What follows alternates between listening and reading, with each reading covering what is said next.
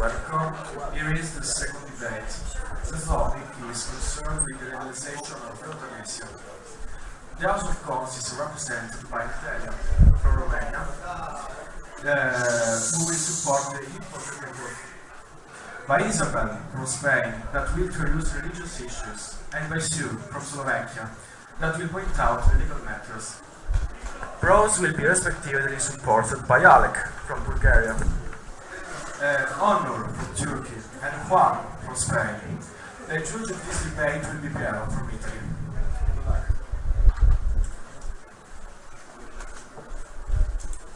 Hello everyone. As we know, the topic of this debate is euthanasia, a very complex and controversial issue, with medical, moral, religious and legal implications. According to the American Heritage Dictionary, euthanasia is the act or practice of ending the life of a person or an animal having a terminal illness or a medical condition that causes suffering perceived as incompatible with an acceptable quality of life, as by lethal injection or the suspension of certain medical treatments.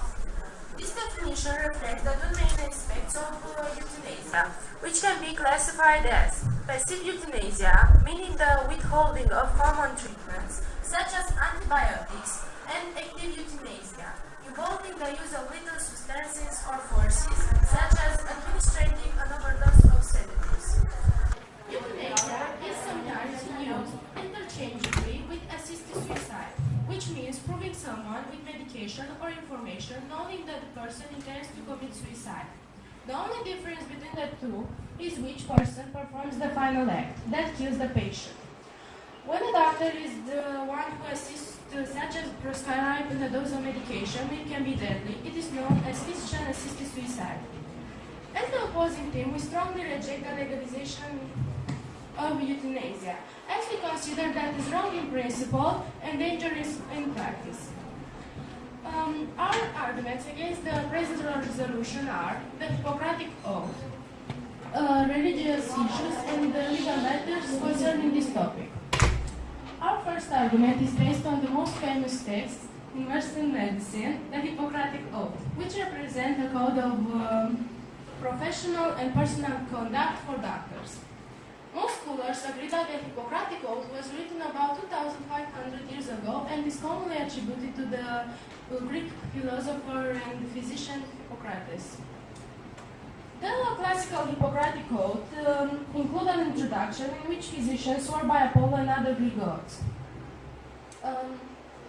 It can be summarized as a solemn promise of solidarity with other physicians to do good and avoid evil, not to assist suicide or abortion, not to seduce patients, and maintain confidentiality.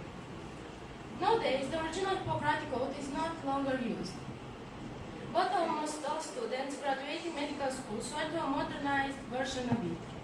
These more recent codes of ethics use many of its basic principles and are updated to fit with new medical practices. The Hippocratic Oath is perhaps best known by the general public as the tenet, first to no harm, a phrase that summarizes the moral aim of the oath, although it does not appear in the document itself. To most of us, ending a person's life can be viewed as the greatest harm, and in this respect, the classical version of the oath states, and I quote, "I will not give a lethal drug to anyone if I'm asked, nor will I advise such a plan. Therefore, it is clearly evident that using the physician's knowledge to end a patient's life is not in accordance either with the Hippocratic Oath or the spirit of the Hippocratic tradition. Legalizing euthanasia would violate a fundamental principle in medical ethics, namely the obligation to respect human life." As the opposing team, we believe that contributing to a patient's death is contrary to the very nature and purpose of the medical profession. Doctors are the people we turn to when we are sick, when we are in pain, and we are looked to for guidance about our health. We regard them as someone who can cure us, ease our pain, and save our lives. But what do the physicians themselves think about this topic? The majority of doctors in the USA, for example, are opposed to euthanasia. The National Survey of 2,000 practicing physicians carried out in 2008, researchers found that 68% objected to the use of euthanasia on either religious or non-religious grounds. The opposition to euthanasia is the strongest among doctors who would work most closely with dying patients and are familiar with treatments available. In another survey of over 3,000 oncologists carried out in 2000, researchers found that 93% were against the use of euthanasia for terminally ill patients with unremitting pain. In conclusion, in this age of modern challenges, the spirit of the Hippocratic Oath is as relevant as ever. The guiding principle of medical ethics is to do no harm, and therefore a physician must not be involved in deliberately harming the patient. Otherwise, the medical profession will lose a great deal of trust. Thank you very much.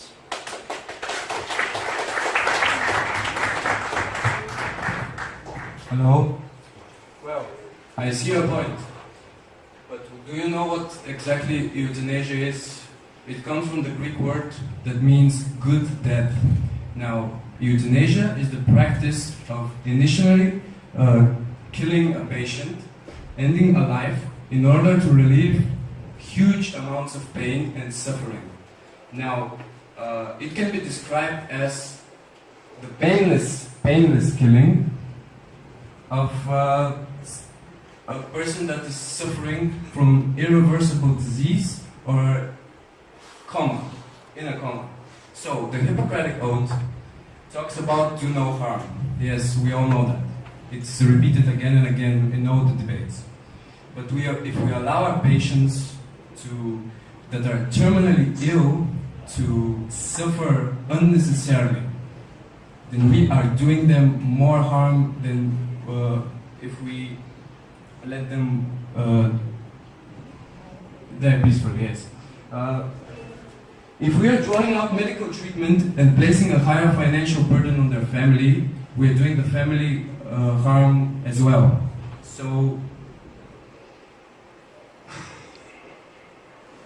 they're going to lose their loved ones either way. Now, death comes sooner or later, and if you know you're going to die in 3 months because the doctors told you so, is it better to live these 3 months knowing that you're going to die, the amount of stress on you every day, or is it better if you have a peaceful death?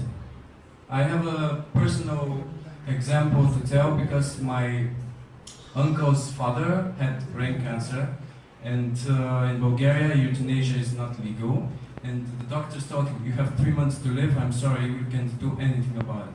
So he lived those 3 months in constant suffering, and he knew the date of his death, and what that can do to a person is really bad. So my point is euthanasia should be legal. Not to mention all of the horrible things that a patient goes through. It can strip a person out of their dignity. When all options run out, a person should be able to die a peaceful death. So, I wouldn't want to watch any loved ones of mine die or not die or live in this constant pain again. Otherwise, they could. On a number of occasions, the Hippocratic Oath stands have been changed and modified because of the modern society we live in, and references to women not studying medicine or doctors not being able to break the skin have been removed. So the much quoted reference "do no harm" also needs an explanation. Does not doing harm mean that we should prolong a life? That doing no harm actually means that we should help the patient have a peaceful death. Today's most graduating medical school students swear to some form of the oath, usually a modernized version. Indeed, oath-taking in recent decades has risen to near uniformity, with just 24% of the US medical schools administering the oath in 1921 to nearly 100% today. Yet, paradoxically, even as the modern oath's use has burgeoned, its content has tacked away from the classical oath's basic tenets. According to a 1993 survey of 150 US and Canadian medical schools, for example, only 14% of modern oaths prohibit euthanasia. And we all live in those modern times. In most cases, people look at the Hippocratic Oath's vow to do no harm too literally. They don't look between the lines because they don't want to accept that do no harm doesn't always have to mean the patient's life and can also refer to the overall well-being of said patient. At the time of Hippocrates, there was no prohibition against physician-assisted suicide. So in mainstream Greek medicine, neither the oath nor classical tradition provides a compelling ethical or professional prohibition of physician-assisted suicide. Thank you.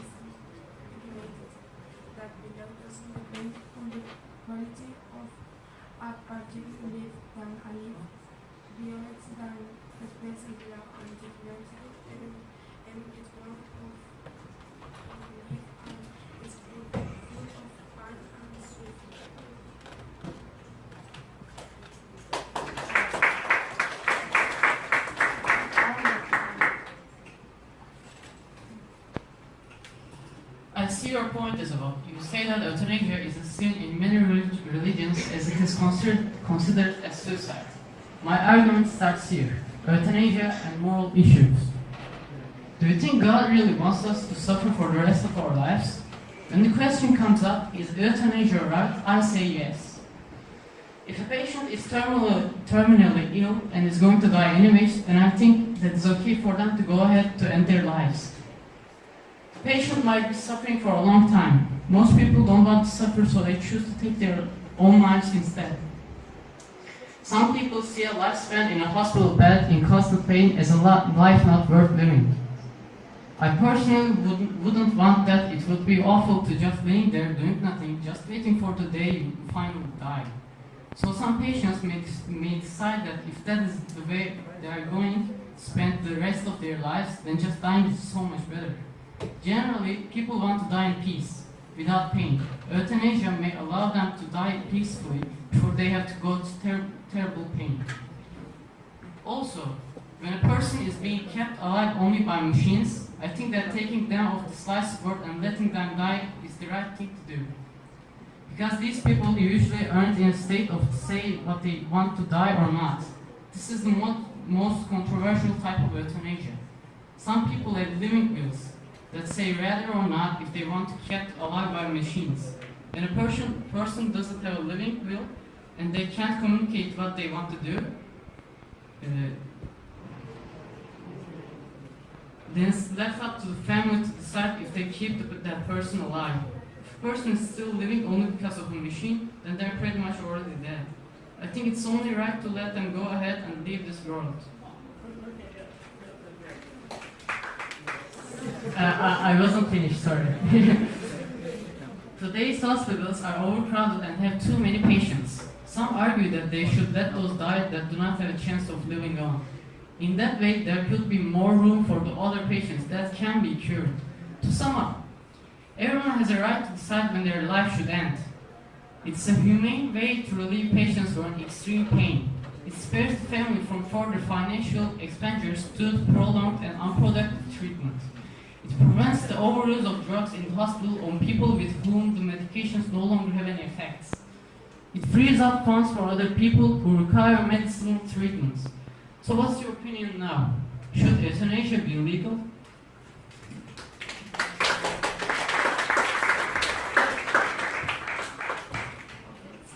We are allowed to help others, and that's alright. We see a boy that fell down on the street, and what do? We help him to stand up back again and cheer him up so he doesn't cry. People study medicine because they want to help people and cure sick. The doctors and the medical science should help the living, of course, and not to let them enter the realm of death. By allowing euthanasia, we would also give the doctors the right to kill.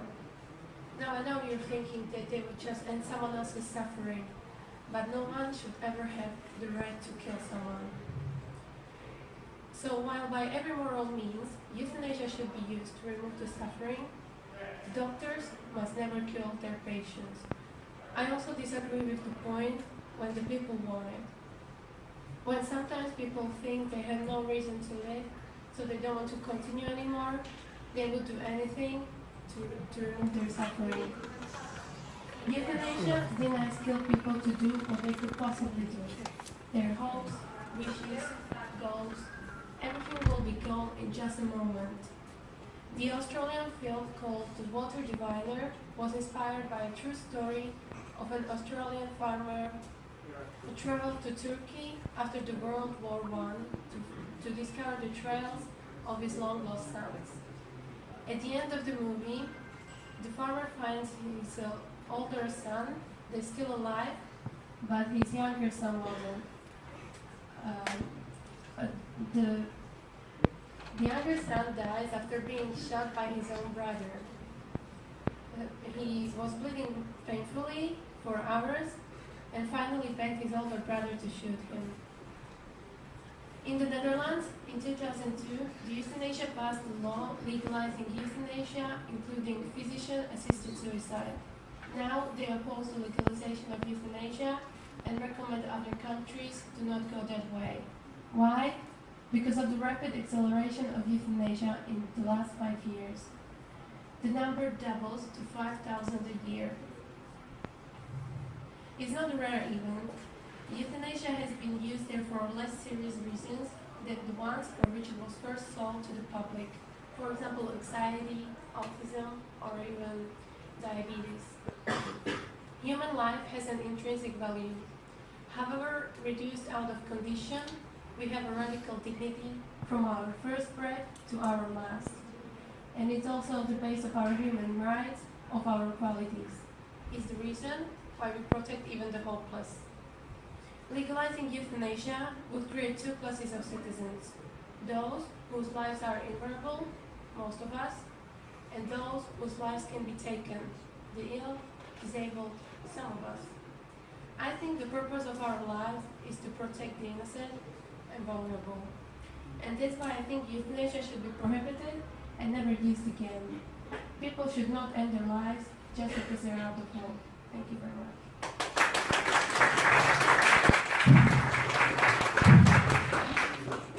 Okay, thank you very much, pros and cons of this very hot topic.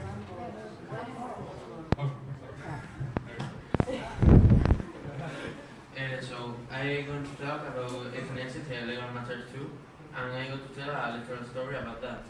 I believe there is no reason why euthanasia can be controlled by proper regulation, but even different regulation will deal with people who want to implement euthanasia for multiple motives.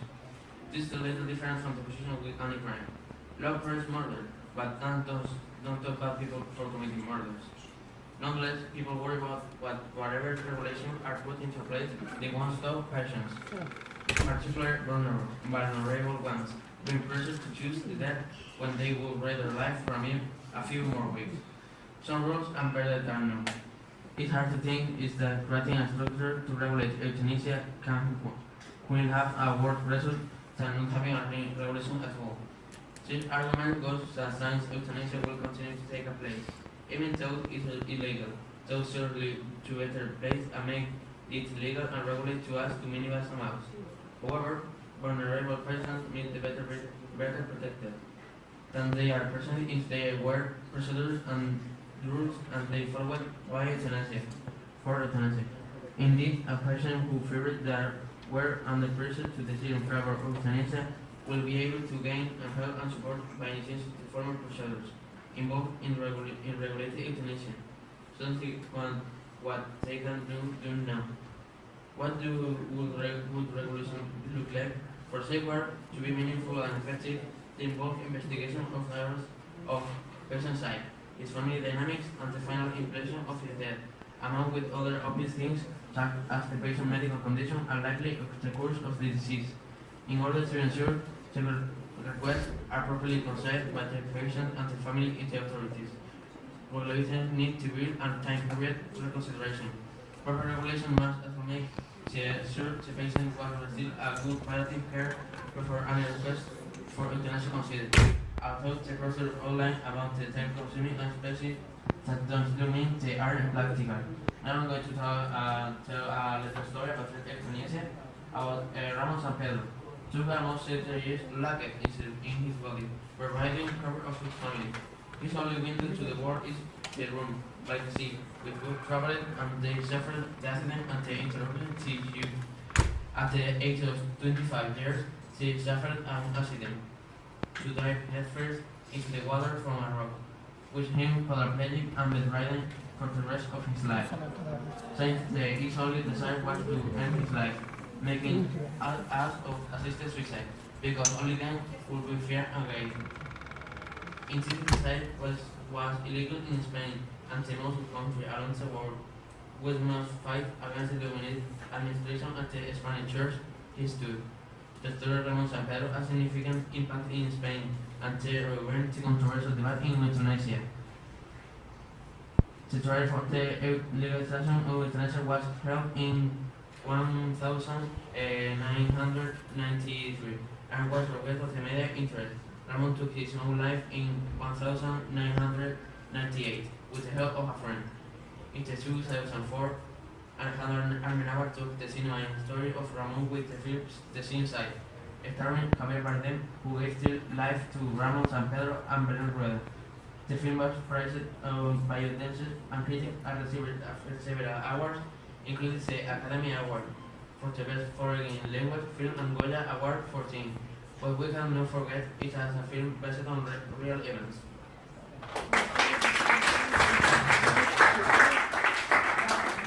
Okay, thank you very much, pros and cons of this very hot topic, euthanasia. So practically, I want to start saying that both teams were very convincing by their part, pros and cons. But actually, one team that later on I will declare was more convincing in my own time. Considering the fact that euthanasia, by definition in the dictionary, is not death or actually a murder of this human being, but it is considered as a peaceful and harmful way to leave this planet. And in fact, death etymologically is not considered as a murder, but it is a passage to pass to a new dimension, to a new space, that in the same Christianity, that in the religious facts that we see in the cons, has been considered as a murder or suicide. Mainstream medicine, anyways, that I'm very happy that the pros of euthanasia have considered, has in these last decades been formulating what we call identity diseases. These diseases are formed by the abuse and normally usage that doctors do of these very unbearable lives of these patients that are not able to continue anyway in their normal and health state, giving them obviously false witness for the possibility to go back in their normal life. But anyways, in the cons side, I'm happy that they considered the fact that that euthanasia anyways a possibility and is a way that these people may have a right to remain in life and not give away their presence in this in the world. On the other hand, on the con side, I'm happy that they also consider that in ancient times, in ancient Christianity or in ages of religion traditions, euthanasia was practiced because of this fact, because of these human beings have been suffering for these endless terming diseases, and because of all these matters that just can't make their life anyways in a helpful state.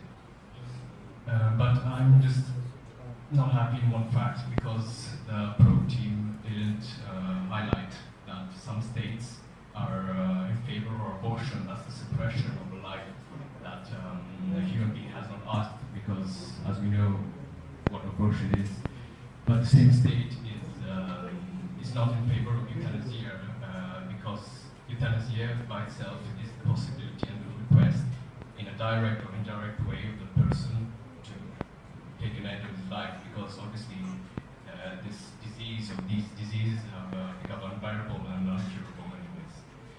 So at the end of all these considerations, the team that was more convincing anyways, even though I understand both of them, and I'm personally not in favor or in disfavor of euthanasia, but in the complex, the winners are pros of euthanasia.